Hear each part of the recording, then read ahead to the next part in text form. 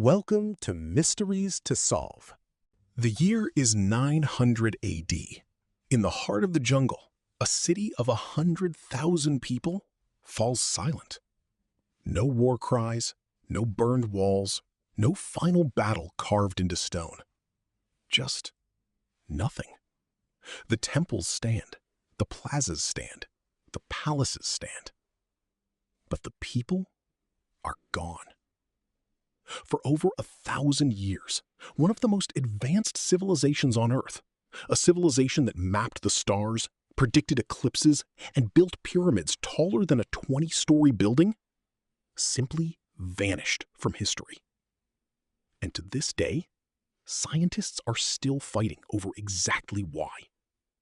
Stick around, because by the end of this video, you'll understand how one of the greatest mysteries in human history might have already happened to us once, and could happen again. To understand how something falls, you have to understand how high it climbed. Around 250 AD, the Maya weren't one kingdom.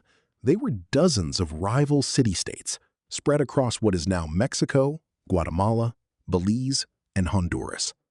Places like Tikal, Calakmul, Copan, and Palenque. These weren't primitive villages in the jungle. These were superpowers. Tikal alone may have had over 60,000 people at its peak, bigger than many European cities at the time.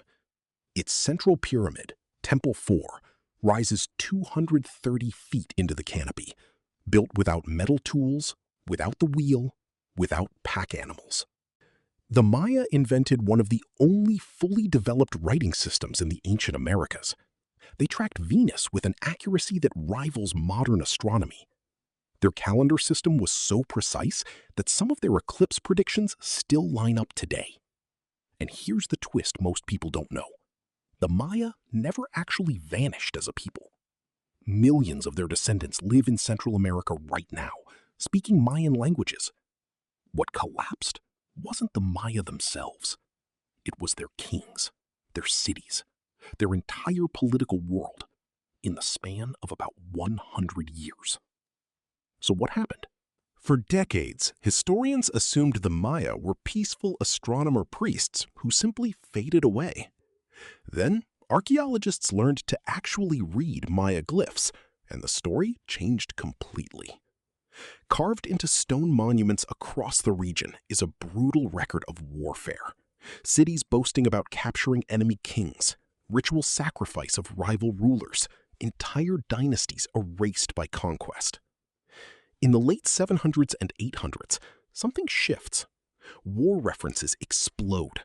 Cities that once competed through trade and marriage alliances start literally burning each other down. At a site called Aguateca, archaeologists found something chilling. Weapons abandoned mid-use, doorways barricaded from the inside, valuables left behind, as if the city was attacked so suddenly, so violently, that nobody had time to grab anything before they ran. So, case closed? War killed the Maya? Not quite, because war alone doesn't explain why cities that were never attacked also emptied out, why farming communities with no political enemies also disappeared. There had to be something bigger driving the violence itself. In the 1990s and 2000s, scientists started drilling into lake beds in the Yucatan, pulling up sediment cores that work like a diary of the ancient climate, layer by layer, year by year. What they found was staggering. Between roughly 800 and 1000 AD, the region was hit by a series of mega droughts, some of the driest centuries in over 7,000 years. Rainfall dropped by an estimated 40 to 50% during the worst stretches. For most civilizations, that would be bad. For the Maya, it was catastrophic because of a fatal design flaw hiding in plain sight. The Maya heartland has almost no rivers, no lakes, and no year-round groundwater access. Their entire civilization was built on capturing seasonal rain in massive engineered reservoirs. At Tikal, archaeologists have identified reservoir systems that could hold enough water to support tens of thousands of people, but only if the rains kept coming, year after year, like clockwork. When the rains failed for a decade, then another decade, those reservoirs didn't just run low, some completely dried out. And here's the part that should give you chills.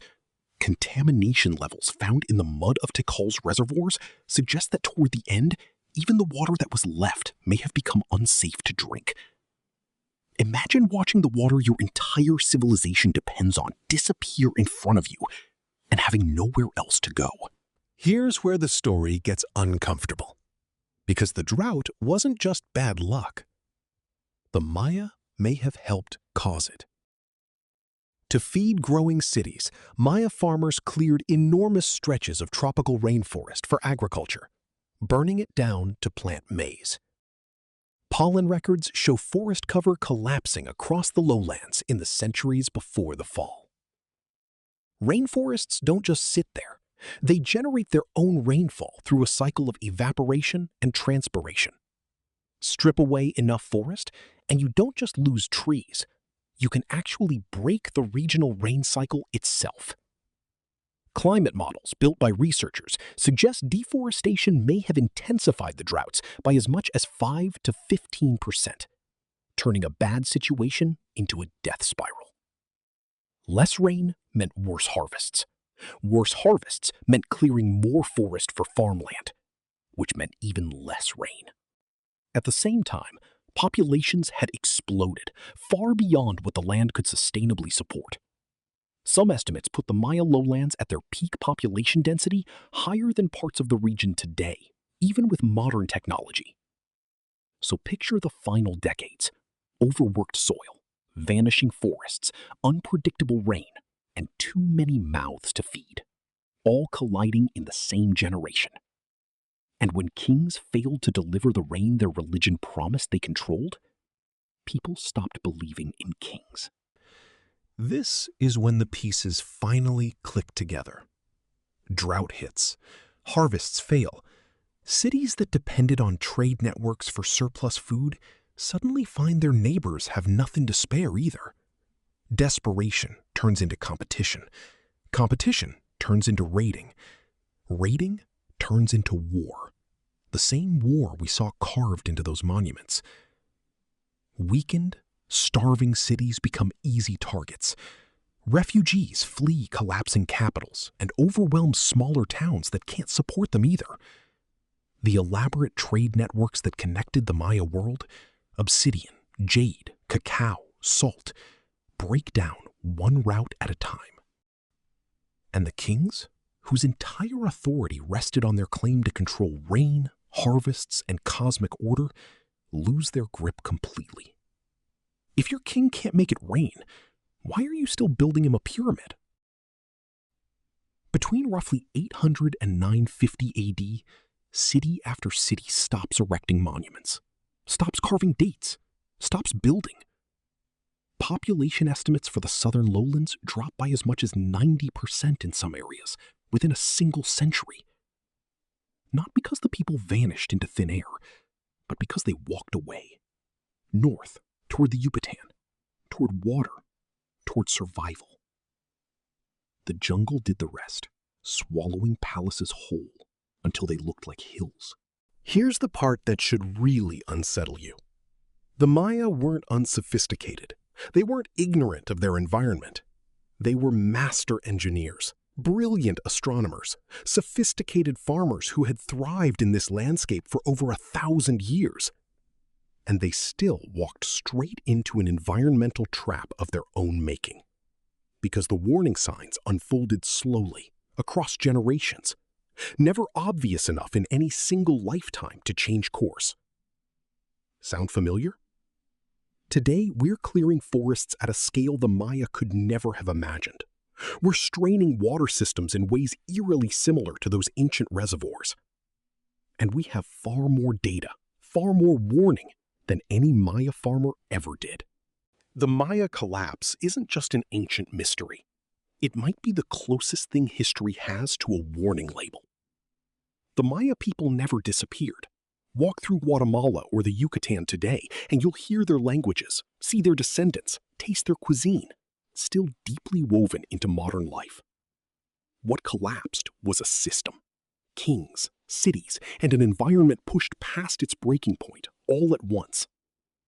So the next time you see a photo of Tikal's pyramids poking through the jungle canopy, remember, you're not looking at a civilization that failed to be advanced enough. You're looking at what happens when even the smartest people in the world run out of time to notice the water running out. If this blew your mind, subscribe, because next time we're covering a collapse even stranger than this one.